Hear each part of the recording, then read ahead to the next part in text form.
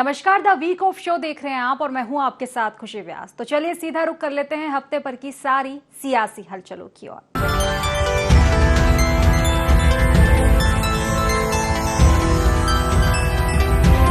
तो हफ्ते की शुरुआत होती है सोमवार से। देखा जाए तो भारतीय जनता पार्टी 45 साल की हो गई है। इन 45 सालों में उसने प्रगति की आसमानी बुलंदियां छुई। लगातार तीसरी बार केंद्र में उसकी सरकार है तो 21 राज्यों में भी उसका कब्जा है। पार्टी के स्थापना दिवस पर मतदाताओं में और भी मजबूत पैठ बनाने के लिए बीजेपी ने एक नए अभियान की शुरुआत की। 7 से 12 अप्रैल तक बीजेपी ने गांव चलो बस्ती चलो अभियान चलाया।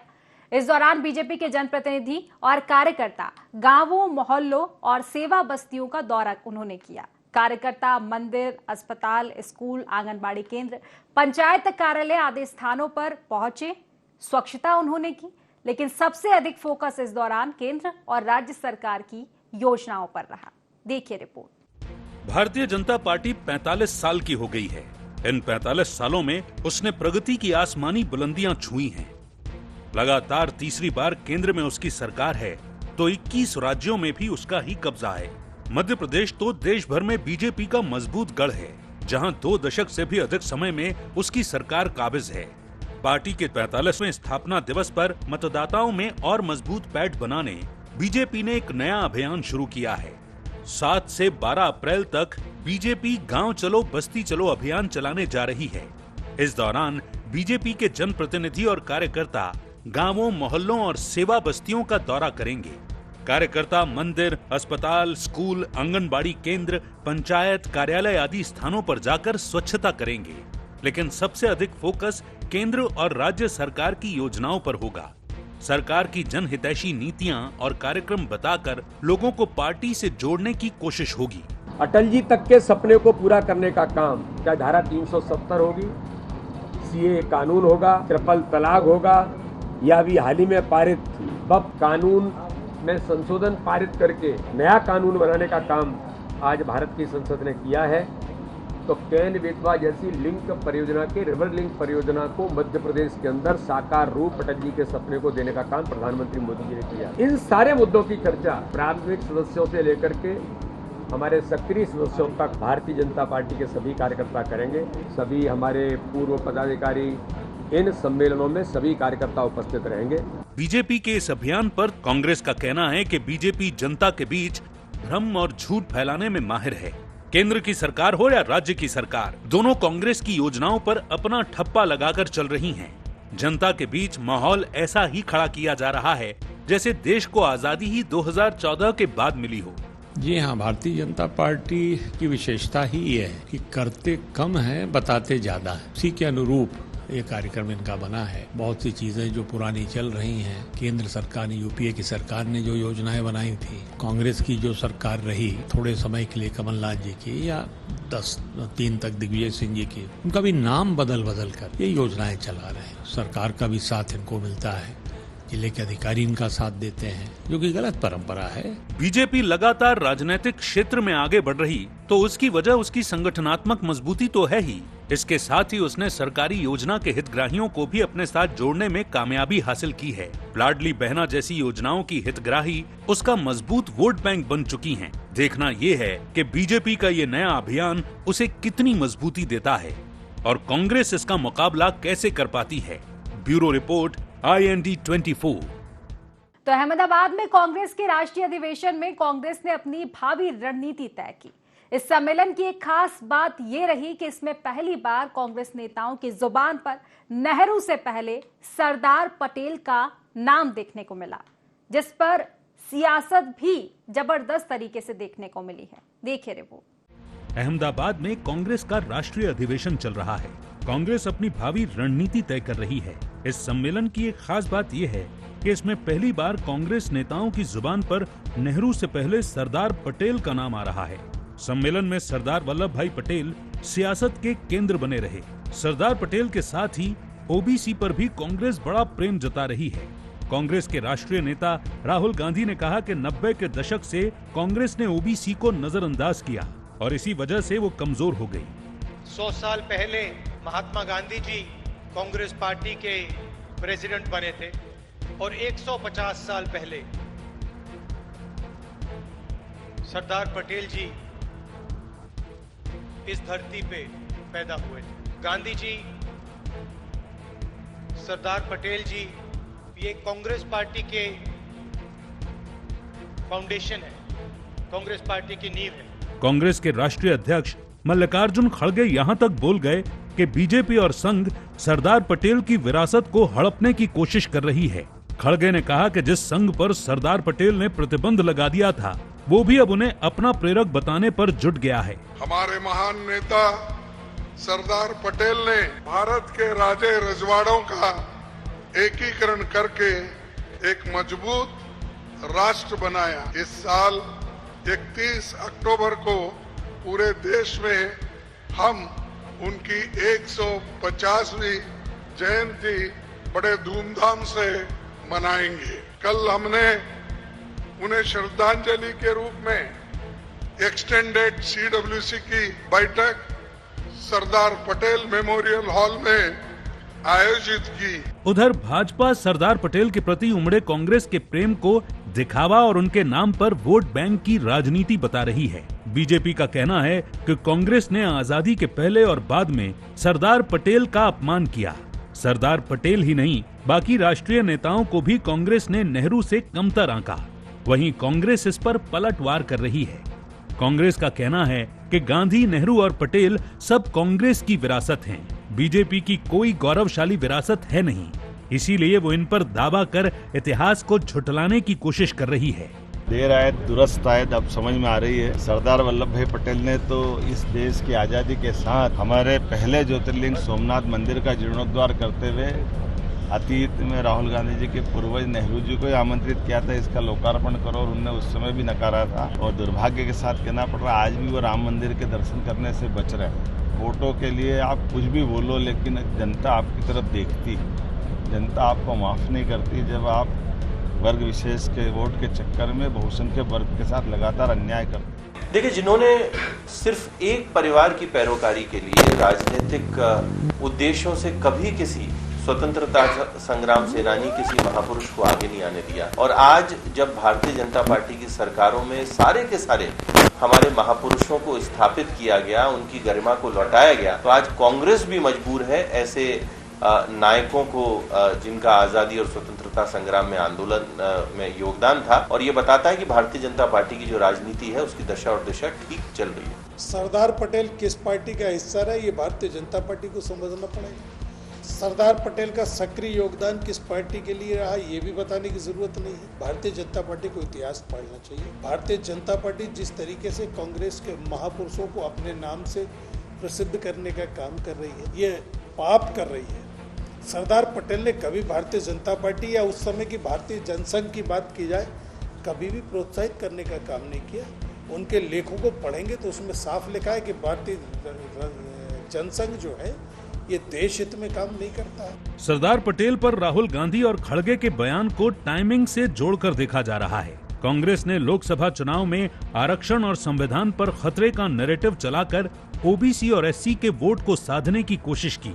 लोकसभा चुनाव में तो कांग्रेस का ये नैरेटिव चल गया, लेकिन उसके बाद हुए विधानसभा चुनाव में ध्वस्त हो गया। अब कांग्रेस देश के सबसे बड़े वोट बैंक ओबीसी को साधने के लिए सरदार के सहारे है।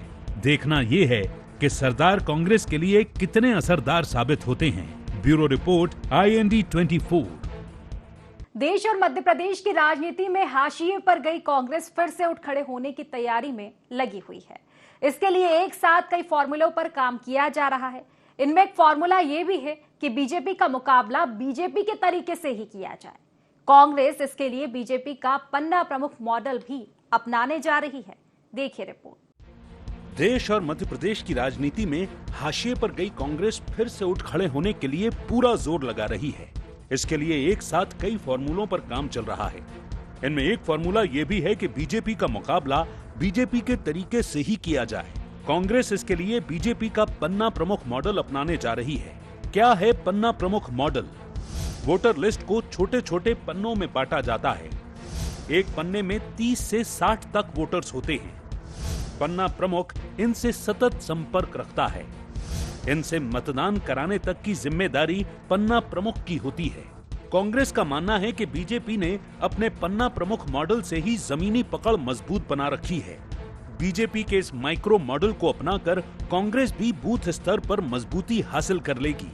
बीजेपी से मुकाबले के लिए कांग्रेस जातिगत समीकरण भी साधने में जुट गई है। इसके लिए समाजवादी पार्टी का पीडीए फॉर्मूला अपनाने की तैयारी है। क्या है पीडीए का फॉर्मूला? यूपी में सपा ने पीडीए का फॉर्मूला बनाया। पीडीए मतलब पिछड़ा दलित अल्पसंख्यक।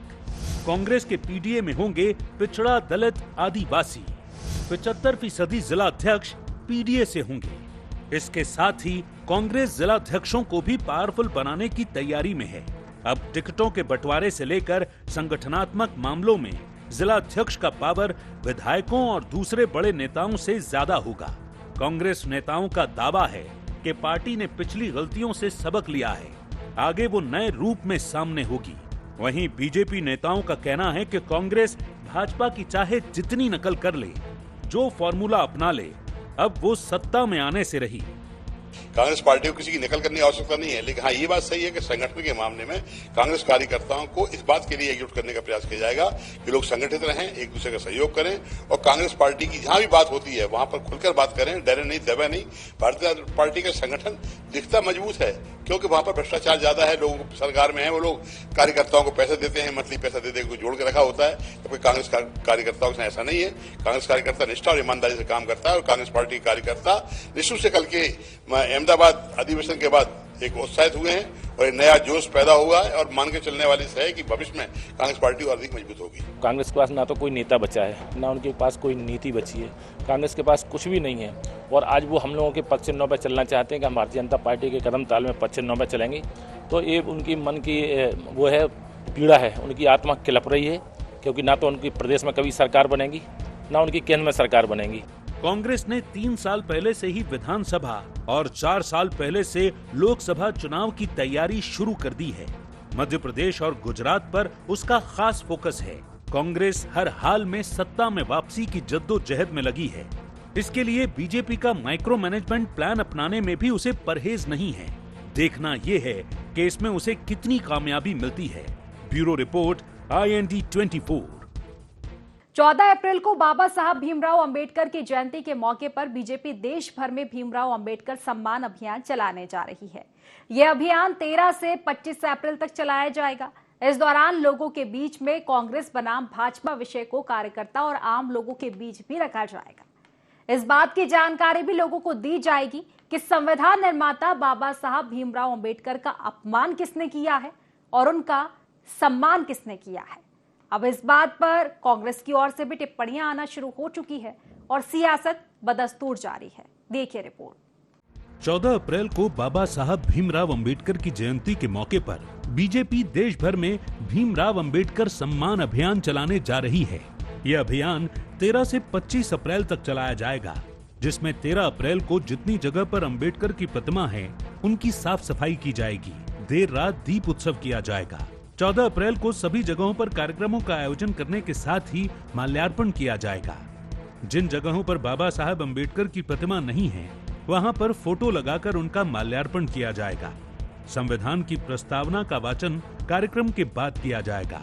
लोगों के बीच में कांग्रेस बनाम भाजपा विषय को कार्यकर्ता और आम लोगों के बीच रखा जाएगा। 15 अप्रैल से लेकर 25 अप्रैल तक बीजेपी की अनुसूचित बस्तियों में जाकर हर घर के चौखट तक पहुंचने की कोशिश होगी। इस बात की जानकारी भी लोगों को दी जाएगी कि संविधान निर्माता बाबा साहब भीमराव अंबेडकर का अपमान किसने किया और उनका सम्मान किसने किया। तो डॉक्टर भीमराव अंबेडकर साहब के लिए भारतीय जनता पार्टी की सरकार ने बहुत कुछ किया, लेकिन कांग्रेस की सरकार ने हमेशा उनके साथ छलावा किया और धोखा दिया। उसके लिए 13 तारीख से लगा करके 25 तारीख तक पूरे मतपेश में कार्यक्रम का आयोजन किया जा रहा है। 13 तारीख को हमारे डॉक्टर बाबा साहब भीमराव अंबेडकर साहब की वो उनकी स्टैच्यू बनी है, वहाँ की सफाई व्यवस्था की जाएगी। शाम को वहाँ पे इसमें दीपांजलि का कार्यक्रम भी होगा। दीपांजलि के साथ साथ उसके बाद 14 तारीख को मतपेश के प्रत्येक मतदान केंद्रों पर डॉक्टर भीमराव अंबेडकर जन्म जयंती का कार्यक्रम होगा। उनको पुष्पांजलि अर्पित किए जाने का कार्यक्रम किया गया है। अंबेडकर जयंती पर बीजेपी का अंबेडकर सम्मान अभियान 13 से 25 अप्रैल तक बीजेपी चलाएगी अभियान। 14 अप्रैल को दलित बस्तियों में होंगे आयोजन। अंबेडकर की प्रतिमा पर जलाएंगे दीप। 15 अप्रैल तक अनुसूचित बस्तियों में पहुंचेंगे बीजेपी कार्यकर्ता। बाबा साहेब के सम्मान और अपमान पर करेंगे चर्चा। मध्य प्रदेश की आबादी में दलित वोटर्स की संख्या करीब 80 लाख। मध्य प्रदेश में 35 सीटें अनुसूचित जाति के लिए आरक्षित। वहीं कांग्रेस का कहना है कि बीजेपी अंबेडकर सम्मान अभियान चलाकर सिर्फ दिखावा कर रही है। कांग्रेस ने बाबा साहब का हमेशा सम्मान किया, उनके नाम पर कई स्कूल, कॉलेज, यूनिवर्सिटी और संस्थान बनाए, लेकिन बीजेपी सिर्फ वोट बैंक की राजनीति करती है। यदि वो अंबेडकर का सम्मान करना चाहती है तो इंदौर शहर का नाम उनके नाम पर रखे, क्योंकि इंदौर के महू में उनका जन्म स्थान है। कांग्रेस पार्टी ने बाबा साहब के नाम पर कई सारी यूनिवर्सिटीज, मेडिकल कॉलेज, आप देखें कई सारे बड़े बड़े संस्थान इस देश में स्थापित किए। और भारतीय जनता पार्टी इस तरह के संस्थान किसके नाम पर ला रही? कभी दीनदयाल उपाध्याय के नाम पर, कभी श्यामा प्रसाद मुखर्जी के नाम पर, कि जिनके योगदान को आपको दूरबीन लगा के देखना पड़ेगा देश में कि उन्होंने किया क्या है। लेकिन हाँ, अगर कुछ करना है तो बाबा साहब अम्बेडकर के नाम पर इंदौर शहर का नाम बदलिए, तो हम समझें। बहरहाल भारत रत्न बाबा भीमराव अंबेडकर की जयंती से पहले बीजेपी और कांग्रेस आमने सामने हैं और इसके केंद्र में है दलित वोट बैंक, जिसे अंबेडकर के बहाने एक बार दोनों ही पार्टियां साधने में जुट गई हैं। Bureau report, IND 24। Madhya Pradesh में बीजेपी की कमान किसके हाथ होगी? ये सवाल सियासी फिजा में पिछले कई महीनों से लगातार तैर रहा है। दिल्ली विधानसभा चुनाव और पीएम मोदी के विदेश दौरे से प्रदेश अध्यक्ष की चुनावी प्रक्रिया अटकी हुई थी। अब एक बार फिर बीजेपी इस दिशा में आगे बढ़ चुकी है। तमिलनाडु में बीजेपी ने प्रदेश अध्यक्ष की नियुक्ति की है। इसके बाद अब मध्य प्रदेश समेत बाकी राज्यों में बीजेपी के प्रदेश अध्यक्ष का नाम जल्द ही तय होने की उम्मीद है। देखिए रिपोर्ट। मध्य प्रदेश में बीजेपी की कमान किसके हाथ होगी, ये सवाल सियासी फिजा में पिछले कई महीनों से तैर रहा है। दिल्ली विधानसभा चुनाव और पीएम मोदी के विदेशी दौरे से प्रदेश अध्यक्ष की चुनावी प्रक्रिया अटकी हुई थी। अब एक बार फिर बीजेपी इस दिशा में आगे बढ़ गई है। तमिलनाडु में बीजेपी ने प्रदेश अध्यक्ष की नियुक्ति की है। इसके बाद अब मध्य प्रदेश समेत बाकी राज्यों में बीजेपी के प्रदेश अध्यक्ष का नाम जल्द तय होने की उम्मीद है।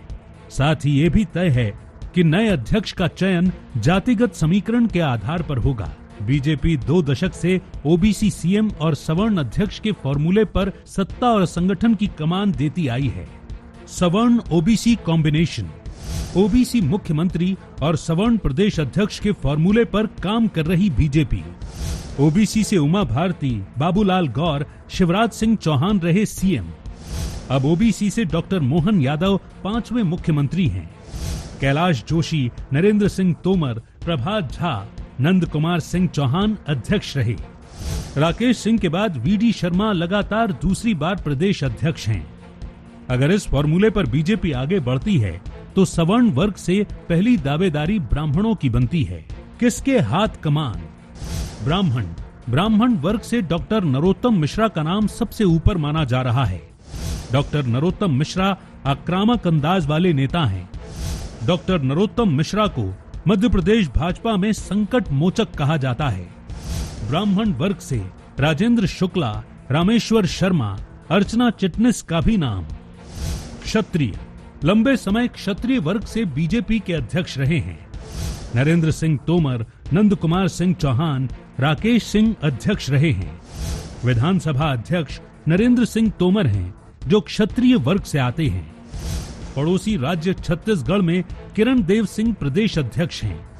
इस लिहाज से क्षत्रिय वर्ग से प्रदेश अध्यक्ष बनाने की संभावना कम है। वैश्य समाज से भी प्रदेश अध्यक्ष बनाया जा सकता है। वैश्य वर्ग से पहला नाम हेमंत खंडेलवाल का है। अनुसूचित जाति से 4 मंत्री और 1 डिप्टी सीएम हैं। सरकार में अनुसूचित वर्ग की भागीदारी बेहतर है। SC कोटे में अध्यक्षी गई तो लाल सिंह आर्य का नाम सबसे ऊपर है। ओबीसी 2003 से ही ओबीसी वर्ग से मुख्यमंत्री बन रहे हैं। वर्तमान में ओबीसी वर्ग से आने वाले मोहन यादव सीएम हैं। मोहन कैबिनेट में 8 से ज्यादा मंत्री ओबीसी वर्ग से आते हैं।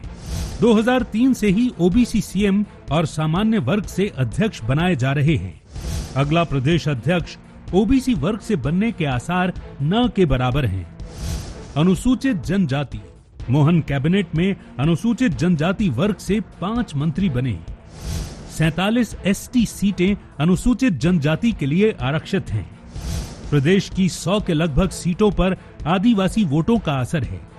आदिवासी वोट बैंक को साधने एसटी चेहरे पर भी दांव चल सकती है बीजेपी। एसटी से सुमेर सिंह सोलंकी, दुर्गादास उइके, गजेंद्र पटेल के नाम की चर्चा। बीजेपी में नए प्रदेश अध्यक्ष के चयन की कवायद पर कांग्रेस तंज कस रही है। कांग्रेस का कहना है कि जो भी अध्यक्ष बनना पर्ची सिस्टम से ही है। वहीं बीजेपी इस पर पलटवार कर रही। वहाँ पर जो प्रदेश अध्यक्ष की बात कर रहे हैं, किसी का नाम चल रहा है, एक हफ्ते नाम चलते रहते हैं। ये 10वें 11वें व्यक्ति का नाम चल रहा है अभी, और वास्तविकता ये है कि पर्ची से बनता है। चाहे मुख्यमंत्री हो या प्रदेश अध्यक्ष हो, पर्ची से बनेगा। पर्ची का बना हुआ व्यक्ति कितना आगे एक्टिव रहेगा, ये सब जानते हैं। अरे भाई, कांग्रेस जैसा दल थोड़ी ना है, ये भारतीय जनता पार्टी है। ये आंतरिक संविधान से चलती है। यहाँ पर 13 करोड़ सदस्यों की संख्या वाली ये विश्व की सबसे बड़ी राजनीतिक पार्टी है। ये किसी परिवार से नहीं चलती है कि एक परिवार के 4 लोग बैठेंगे और प्रदेश अध्यक्ष तय कर देंगे। हालांकि इन तमाम समीकरणों के बाद ये भी लगभग तय है कि अध्यक्ष जो भी बने, उसकी नियुक्ति में मुख्यमंत्री डॉक्टर मोहन यादव की पसंद को तरजीह दी जाएगी। अब देखना ये है कि संगठन के चयन और डॉक्टर मोहन की पसंद वाला नया बीजेपी अध्यक्ष कब तक मिलता है। Bureau report, IND 24। तो मध्य प्रदेश के साथ ही सियासी सुर छत्तीसगढ़ में भी सुनाई दे रहे हैं, लेकिन सबसे बड़ा सवाल ये कि क्या सियासत हर विषय पर लाजमी है। दरअसल छत्तीसगढ़ में कानून व्यवस्था का मुद्दा एक बार फिर से गर्माता हुआ नजर आया। दुर्ग में मासूम बच्ची के साथ हुई दरिंदगी के बाद कांग्रेस अब आक्रामक मोड पर आ चुकी है। सदन से लेकर सड़क तक लड़ाई लड़ने वाली कांग्रेस एक बार फिर से न्याय पथ निकालने जा रही है, जिसको लेकर सियासत भी शुरू हो चुकी है। देखिए रिपोर्ट। गुजरात अधिवेशन के बाद छत्तीसगढ़ में कांग्रेस एक्टिव होती हुई नजर आ रही है। बलौदाबाजार से रायपुर और नगरनार से जगदलपुर तक न्याय यात्रा के बाद कांग्रेस एक बार फिर सड़क की लड़ाई लड़ने जा रही है। दुर्ग में मासूम बच्ची के साथ हुई दरिंदगी और प्रदेश की कानून व्यवस्था को लेकर कांग्रेस सड़क पर उतरने जा रही है। उससे पहले नेता प्रतिपक्ष चरणदास महंत के नेतृत्व में राज्यपाल से मुलाकात करने समय भी मांगा गया है। तो वहीं 18 अप्रैल से कांग्रेस प्रदेश अध्यक्ष दीपक बैज पदयात्रा करते नजर आएंगे। इस दौरान जन समर्थन के साथ ही सरकार के खिलाफ पूरी कांग्रेस लामबंद होती हुई नजर आएगी। परसों माननीय राज्यपाल जी से इस घटना की रिपोर्ट को लेकर चर्चा करने के लिए समय मांग रहे हैं, जो कि माननीय नेता प्रतिपक्ष चरणदास महंत जी के नेतृत्व में हमारी कांग्रेस की दल जाएगा और राज्यपाल से चर्चा करेंगे। बेटी के लिए न्याय मांगने के लिए फिर न्याय यात्रा शुरू करने का कांग्रेस पार्टी ने निर्णय लिया है और ये न्याय यात्रा 18 तारीख से शुरू करेगी कांग्रेस पार्टी। 21 तारीख को सीएम हाउस का घेराव किया जाएगा। दुर्ग में मासूम बच्ची से हुई दरिंदगी और हत्या मामला छत्तीसगढ़ में तूल पकड़ता जा रहा है। पहले कांग्रेस ने जांच समिति का गठन किया और अब सड़क पर उतरकर न्याय की लड़ाई लड़ने की बात कही जा रही है।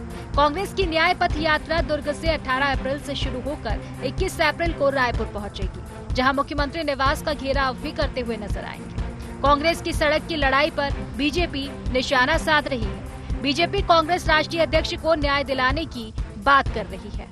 कांग्रेस पहले अपने राष्ट्रीय अध्यक्ष के साथ तो न्याय कर ले कि राष्ट्रीय अध्यक्ष टेबल पे बैठे हैं और संसद लोग सोफे में बैठे हैं, तो अपने राष्ट्रीय अध्यक्ष के साथ कांग्रेस पहले न्याय करे। और जहां तक अपराध की बात करते हैं, छत्तीसगढ़ शांति का टापू है, शांति का टापू रहेगा और जो भी अपराधी हैं उनके खिलाफ सरकार ठोस कार्रवाई कर रही है। राजनीति में जब भी पदयात्रा होती है तो उसकी एक अलग छवि बनती है। बलौदाबाजार से रायपुर तक हुई पदयात्रा में कांग्रेस को जनता का भरपूर समर्थन मिला, तो वहीं अब दुर्ग में हुई घटना पर कांग्रेस एक बार फिर सड़क की लड़ाई लड़ने जा रही है। हालांकि इस पर सियासत भी शुरू हो चुकी है। अब देखना होगा कि कांग्रेस की सड़क की लड़ाई में मासूम बच्ची को कितना न्याय मिल पाता है। तो फिलहाल हमारे खास कार्यक्रम द वीक ऑफ शो में बस इतना ही। आप बने रहिए IND 24 के साथ। नमस्कार।